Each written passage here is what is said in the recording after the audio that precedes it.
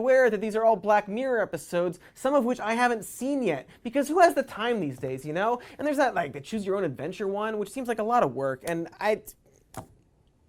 my point is that this is happening right now, not the Miley Cyrus thing, the climate refugee thing.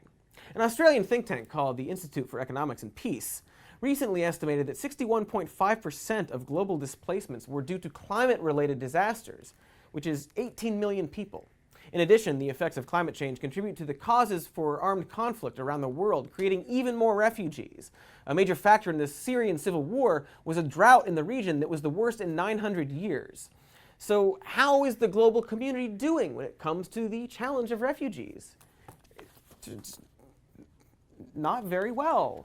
Like, in all honesty, really hella bad. In response to the refugee crisis caused by the conflicts in the Middle East, right-wing nativist anti-immigrant movements are growing and gaining political power in Europe. But okay, how is the United States doing on all this? Or to sort of answer the question by rephrasing the question, how is America making great again about it? Well, in fiscal year 2016, the last year of Barack insane Obama's presidency, the U.S. admitted about 85,000 refugees into this country.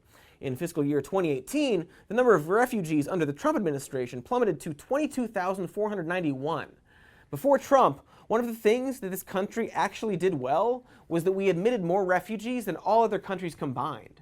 For decades, we were number one, not in education or happiness or health or anything else on the screen right now, but we were number one at taking in refugees and contributing to conflicts that create refugees and the size of our prison population and money we spend on war stuff. But anyway, my point is, we were a country accepting of the tired and poor more than the rest of the planet. And the number of refugees Trump admitted in 2018 is the lowest number in 40 years. And 2019 is looking even worse. All this comes at a time when the number of refugees around the world has reached its highest levels since World War II. And the Trump administration recently announced that they're lowering the cap on refugees to 18,000. And considering they have fallen short of their already low caps the last 2 years, and considering, just how the president talks about it, it's likely we won't even admit that many. Just last month, Hurricane Dorian, the strongest Atlantic hurricane on record, decimated the Bahamas, killing over 50 people and counting, and displaced thousands of Bahamians. Over 100 people fleeing this carnage to the U.S. were kicked off of ferries because they didn't have visas, breaking with the standard protocol of only requiring passports under such circumstances. Donald Trump has since denied temporary protected status to people fleeing the devastation of Hurricane Dorian, stating, "We have to be very careful. Everybody needs totally proper documentation because the Bahamas had some tremendous problems with people going to the Bahamas that weren't supposed to be there. I don't want to allow people that weren't supposed to be in the Bahamas to come into the United States, including some very bad people and some very bad gang members and some very, very bad drug dealers." And we're just going to take a quick pause on this, real quick, and just take a breath.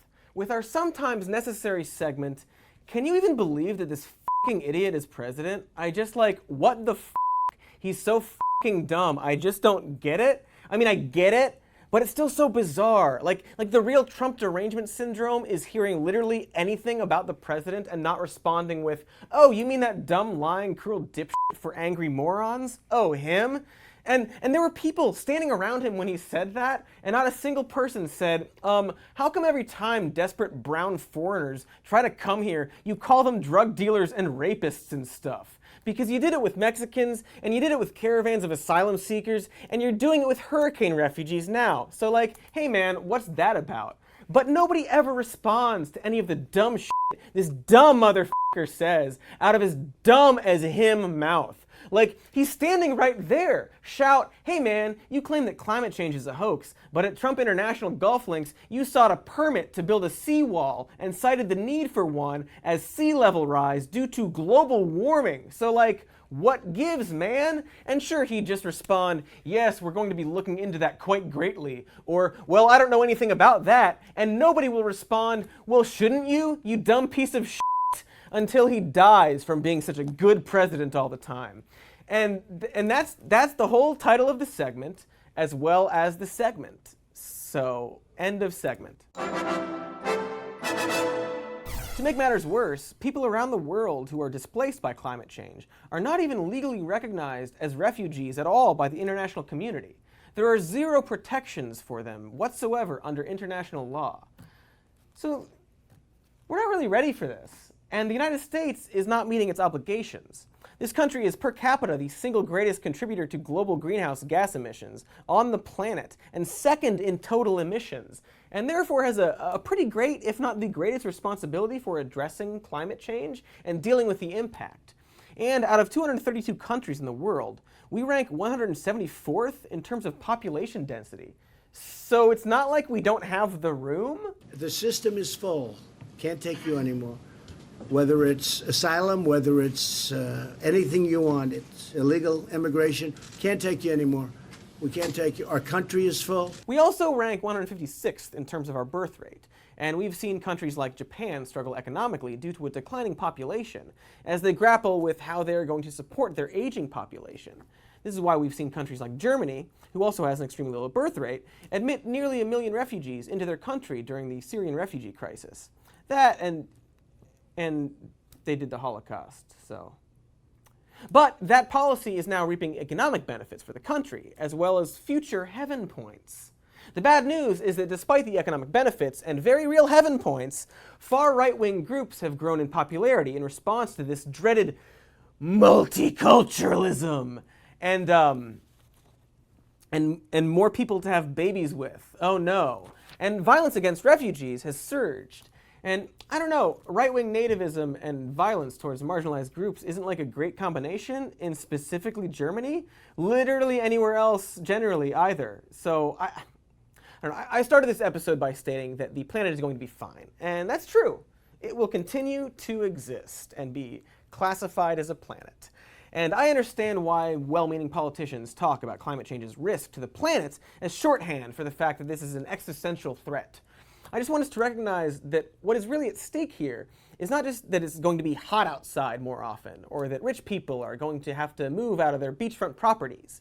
It's that climate change is bringing some changes to our world that we're not quite currently equipped to deal with. And our current leadership is in fact denying those changes, and in this case, exacerbating the effects. It's not that I want to imagine a world in which racism and xenophobic fears give power to fascists to lock people up in camps. It's just that I don't need to use my imagination for that. Already, thousands of the migrants that have come to the US from Central American countries are coming because of catastrophic and starvation-inducing crop failures. And Trump's own administration knows this. The Trump administration had in hand evidence presented to them by Customs and Border Protection, CBP, in which they collected data that indicated very clearly that climate change caused hunger, food insecurity, acute food insecurity, starvation basically, was causing migration to the United States. And what did Trump do with this information? Well, he cut the aid to those countries. Aid being a thing he really likes to withhold in general, apparently.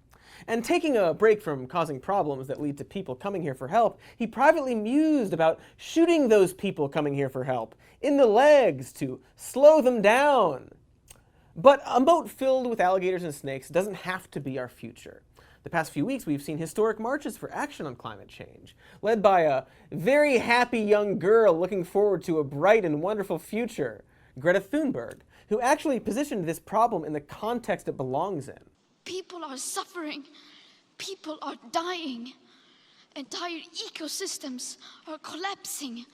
We are in the beginning of a mass extinction, and all you can talk about is money and fairy tales of eternal economic growth. How dare you? And it's possible the people she's talking to and about are the same people that are cheering her on, and they don't know it and won't actually take action because they don't get it. Like let's say Barack Obama meets Greta. Little photo op. Proud of future generations for taking charge, with the 8-year president of the most powerful nation on the planet. A guy who recently said this. And by the way, American energy production, you wouldn't always know it, but it went up every year I was president. And that whole suddenly America's like the big